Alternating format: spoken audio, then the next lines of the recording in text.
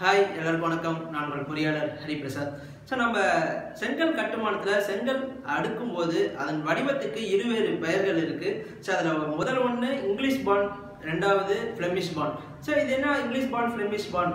இது ஏதாவது கட்டாயம் தெரிஞ்சுக்கணுமா அப்படின்னு பார்த்தீங்கன்னா கண்டிப்பாக நெசசரி கிடையாது. பட் நம்ம ஒரு வேலையை செய்யணும் அப்படின்னா அது எதுக்காக செய்கிறோம், அதோட நோக்கம் என்ன அப்படிங்கிறத ஒரு சின்ன அடிப்படை நம்மளுக்கு தெரிஞ்சிருக்கணும். அதை பற்றி டெக்னிக்கலாக இந்த வீடியோ நம்ம ஷார்ட்டாக பார்க்கலாம். அதுக்கு முன்னாடி நம்ம வீடியோவை நம்ம ஃபஸ்ட் டைம் பார்க்குறீங்கன்னா நம்ம கட்டுமான சம்மந்தமான வீடியோஸ் வந்து நம்ம சேனலில் அப்லோட் பண்ணிட்டு இருக்கோம். உங்களுக்கு பயனுள்ளதாக இருந்தால் கண்டிப்பாக சப்ஸ்கிரைப் பண்ணுங்கள். வாங்க வீடியோக்குள்ள போகலாம்.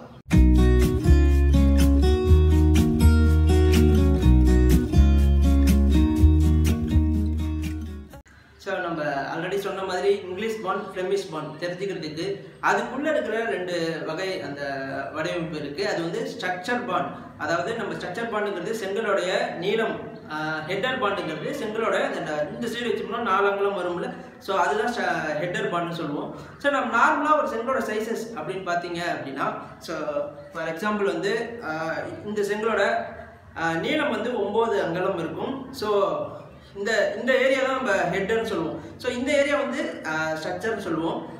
இந்த ஸ்ட்ரக்சர் வந்து 9 அங்குலமாகவும் இந்த ஹெட்டருங்கிறது வந்து 4 அங்குலமாகவும் இதோடைய உயரம் வந்து 3 அங்குலம் இருக்கும். இதுதான் நம்ம நார்மலாக இப்போ யூஸ் பண்ணக்கூடிய செங்கலோட சைஸஸ் வந்து இப்போ மார்க்கெட்டில் அவைலபிளாக கிடைக்கிறது. நம்ம நார்மலாக இந்த ஸ்ட்ரக்சர் பாண்ட் எங்கே யூஸ் பண்ணுவோம் அப்படின்னு பார்த்துருந்தீங்கன்னா, நம்ம வீட்டுக்குள்ளே இருக்கிற 4 அங்குல சுவர்கள்லாம் நீங்கள் பார்த்துருப்பீங்க. இந்த ஸ்ட்ரக்சர் பாண்ட் மட்டும் வச்சுட்டு நம்ம போவோம். இது வந்து இங்கிலீஷ் பாண்டில் எப்படி ஆக்ட் ஆகுது அப்படின்னு நார்மலாக பார்க்க போனால், இங்கிலீஷ் பாண்டில் வந்து ஸ்ட்ரக்சர் பாண்ட் ஒரு லைன் ஃபுல்லாகவே ஸ்ட்ரக்சர் பாண்டாகவும் மேலே அடுத்த லைன் வந்து ஹெட்டர் பாண்டாகவும் வரும். இதுதான் இங்கிலீஷ் பாண்ட் அப்படின்னு சொல்கிறது.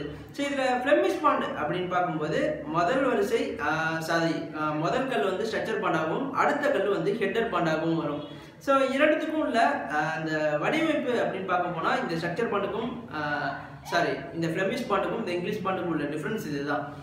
நார்மலாக நம்ம ஒரு செங்கல் கட்டுவலையை நம்ம செக் பண்ணணும், சூப்பர்வைஸ் பண்ணணும் அப்படின்னா நம்ம நார்மலாக பார்க்கக்கூடியது வந்து செங்கல் நினைச்சு கட்டுறாங்களா, கலையை வந்து ப்ராப்பராக மிக்ஸ் பண்ணி பண்ணுறோமா, அது மட்டும் இல்லாமல் இந்த ஒரு கல்லுக்கும் இன்னொரு கல்லுக்கும் இடையில வரக்கூடிய கலையோட திக்னஸ் எவ்வளோ இருக்குது, இதெல்லாம் ப்ராப்பராக செக் பண்ணுவோம். இதில் இன்னொரு முக்கியமான விஷயம் நம்ம அந்த ஜாயிண்ட்னு சொல்லுவோம். அதாவது பாயிண்டிங் வைக்கிறது இடம்.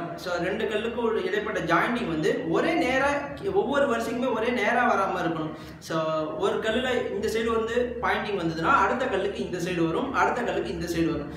இந்த மாதிரி பாயிண்டிங் ஜாயிண்ட் வந்து ஒரே லெவலாக வராமல் இருக்கணும். ஏன்னா அது ஒரு இடத்துல வீக் ஆச்சுன்னா அது கண்டினியூஸாக வீக் ஆகிட்டு வந்துடும். அதனால தான் அந்த ஜாயிண்ட்டை வந்து ஆல்டர்னேட்டிவாக மாற்றி நம்ம கல்லை வந்து அடுக்கும்போது செய்கிறோம். இப்போ நார்மலாக எல்லா இடத்துலையும் நம்ம யூஸ் பண்ணுற பாண்ட் அப்படின்னு பார்க்கும்போது இங்கிலீஷ் பாண்டு தான்.